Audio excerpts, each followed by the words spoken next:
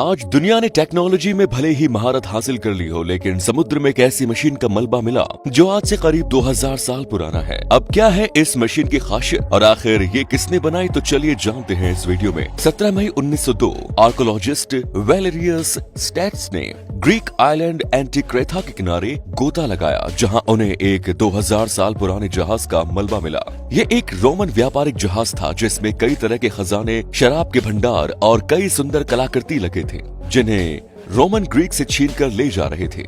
इस जहाज में गोताखोरों को जो मिला वो महान प्राचीन काल के थे, लेकिन गोताखोरों को इन सब के अलावा भी लकड़ी के बंद बक्से में एक ऐसी चीज मिली थी जिसे इतिहासकारों ने कभी नहीं देखा था। एक ऐसा यंत्र जिसने प्राचीन इतिहास के हमारे समझ को पलट कर रख दिया। ये कांसे का बना छोटा सा यंत्र था जिसका नाम एंटीकाइथेरा मैकेनिज्म रखा गया और आर्कोलॉजिस्ट के अनुसार ये 2000 साल पुराना था। परंतु इसमें ऐसी क्या खास बात थी जो मैं आपको इसके बारे में बता रहा हूँ।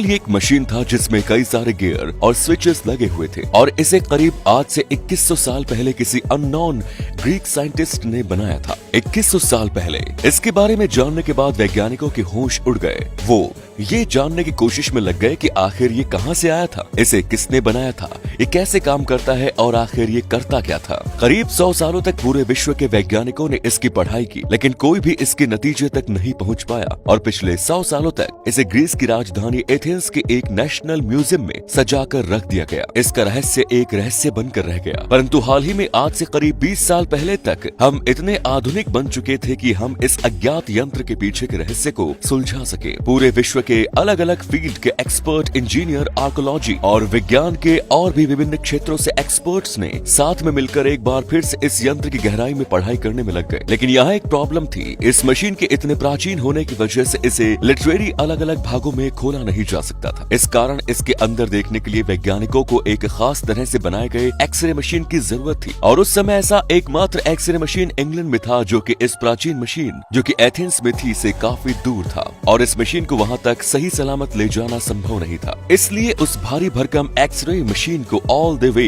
शिप करके एथेंस तक लाया गया, जहां इस मैकेनिज्म का आसानी से और सुरक्षित रूप से एक्सरे निकाला गया। इसके अंदर जो डिटेल छिपी थी उसने प्रत्येक प्राचीन इतिहासकारों के होश उड़ा दिए, क्योंकि उस मशीन के अंदर जिस टेक्नोलॉजी का यूज किया गया था वो आज से 2000 साल पहले बनाना संभव ही नहीं था। इस मशीन के अंदर कुल 47 अलग अलग आकार के गियर लगे हुए थे। प्रत्येक गियर एकदम सटीक ढंग से बनाया हुआ था और पूरी बारीकी से एकदम सही जगह पर फिट किया गया था। ये मशीन कुछ और नहीं बल्कि इस दुनिया की सबसे पहली कंप्यूटर थी। जी हाँ, ये आज से 2000 साल पहले बनाई गई कंप्यूटर थी, यानी गुटेनबर्ग के प्रिंटिंग प्रेस की आविष्कार होने से करीब 1500 साल पहले की। जिसने भी इसे बनाया था वो अपने समय से बहुत ही आधुनिक था। ये एंटीक्रेथा मैकेनिज्म मून कैलेंडर को दिखाती थी, यानी एक ऐसा कैलेंडर जो हमारे चांद के ऊपर आधारित है। इसके साथ ही इसके द्वारा सोलर क्लिप्स को भी प्रेडिक्ट किया जाता है, वो भी एग्जैक्ट टाइम और डेट के साथ। ये मशीन अपने समय से बहुत ही ज्यादा आधुनिक बनाई गई थी। मैकेनिकल इंजीनियर माइकल राइट ने एक्सरे डाटा के जरिए उस मशीन का एक डुप्लीकेट तैयार किया।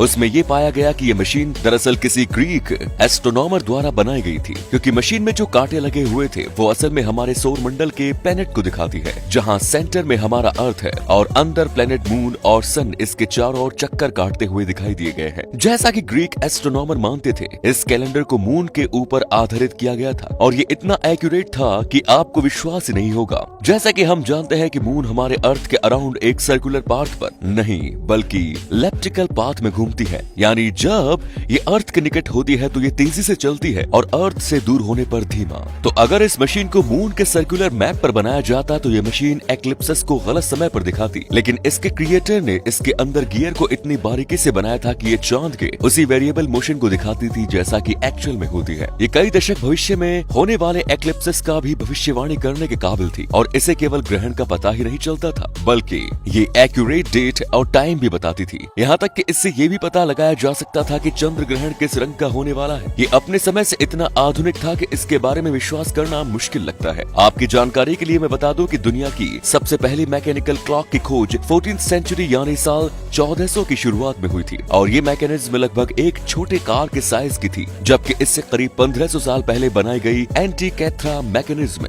एक छोटे वुडन बॉक्स के आकार में बनाया गया था। इसमें लगे गियर अपने वक्त से काफी आधुनिक और कॉम्पैक्ट थे। ये अपने समय से इतना एडवांस था कि कुछ इतिहासकार तो ये तक मानते हैं कि ये असल में एलियंस द्वारा बनाई गई हो सकती है। लेकिन एंटीकैथ्रा मैकेनिज्म ही एकमात्र ऐतिहासिक चीज नहीं है जिसने वैज्ञानिकों का दिमाग चकरा दिया था। अब जानते हैं एक और ऐतिहासिक चीज के बारे में। साल 1912 में एक पॉलिश बुक डीलर वाइल्फ्राइड वोयानिच इटली के बिला मॉन्ड्री कोइनी घूमने गए थे, जहां उन्हें एक बहुत ही मिस्टीरियस किताब मिली। उन्होंने इस किताब को खरीद लिया। इस किताब का कोई भी टाइटल नहीं था, ना ही इसमें इसके लेखक का नाम लिखा गया था। इसके अंदर सैकड़ों पन्ने थे जिनमें बहुत ही अजीब से चित्र बने हुए थे और इस किताब को किसी अज्ञात लैंग्वेज में लिखा गया था। वाइल्फ्राइड योनिच अपने जीवन के अंतिम क्षण तक इस किताब की लैंग्वेज को डिकोड करने में लगे रहे। वो ये जानना चाहते थे कि आखिर इस किताब को लिखा किसने और कहाँ लिखा था और आखिर इस किताब को लिखने का मकसद क्या था। वाइल्फ्राइड वोयानिच ने अपने शेष जीवन काल को इस किताब के रहस्य को जानने में बिता दिया, लेकिन उन्हें अपने एक भी सवाल का जवाब नहीं मिल पाया। इस किताब को इसके बाद नाम दिया गया दी वोयानिच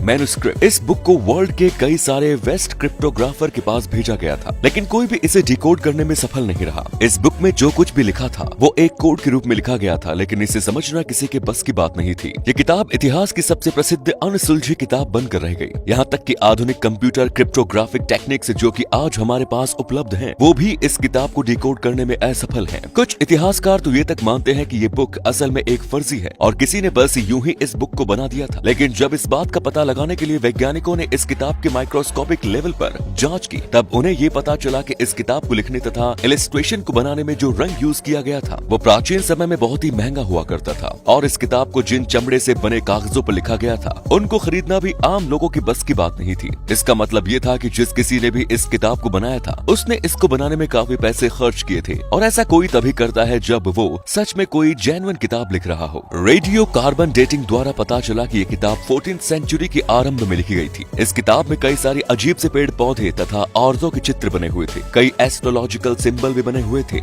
इनमें से कई सारे चित्र तो रियल वर्ल्ड से रिलेटेड नहीं थे और कुछ तो ऐसे भी थे जिन्हें केवल माइक्रोस्कोप द्वारा देखा जाना संभव था। परंतु आखिर ये कैसे संभव था जबकि दुनिया के पहले टेलीस्कोप और माइक्रोस्कोप की खोज इसके बनने के करीब 200 साल बाद हुई। इस किताब के लेखक ने इसमें जो कुछ भी लिखा था वो बहुत ही खास था और यहाँ दो अल्टरनेटिव हो सकते हैं कि लेखक ने इसे ऐसा क्यों लिखा था। या तो इस किताब में लिखा गया लैंग्वेज बहुत ही प्राचीन था जिसे शायद हम खो चुके हैं, या फिर इस किताब को लिखने वाला ये नहीं चाहता था कि इस किताब के सीक्रेट्स सभी को पता चल जाएगा, इसीलिए उसने इसे खुफिया कोड के रूप में लिखा था। जब इस किताब का माइक्रोस्कोप द्वारा परीक्षण किया गया तब ये देखा गया कि इस किताब में कुल 260 से भी अधिक पन्ने थे और किसी भी पन्ने पर एक छोटा सा करेक्शन या मिस्टेक नहीं किया गया था। खासकर इस किताब के एक 6 पेजों के फोल्ड आउट पे बनाया गया ये खूबसूरत सा इलस्ट्रेशन इस बात को कि इस लेखक द्वारा एक छोटा सा भी मिस्टेक नहीं किया गया था इसे हजम करना थोड़ा मुश्किल करता है। इस किताब को आज के समय में न्यू हेवन के Beinecke rare book and manuscript library में सुरक्षित रूप से रखा गया है। हम आज तक ये नहीं जान पाए कि आखिर इस बुक में क्या लिखा था। बेशक ये दुनिया की सबसे रहस्यमयी और अनसुलझी किताब है। प्रत्येक साल नए नए स्कॉलर इस किताब को डिकोड करने के लिए आते हैं, लेकिन उनको बस एक ही चीज मिलती है, हार।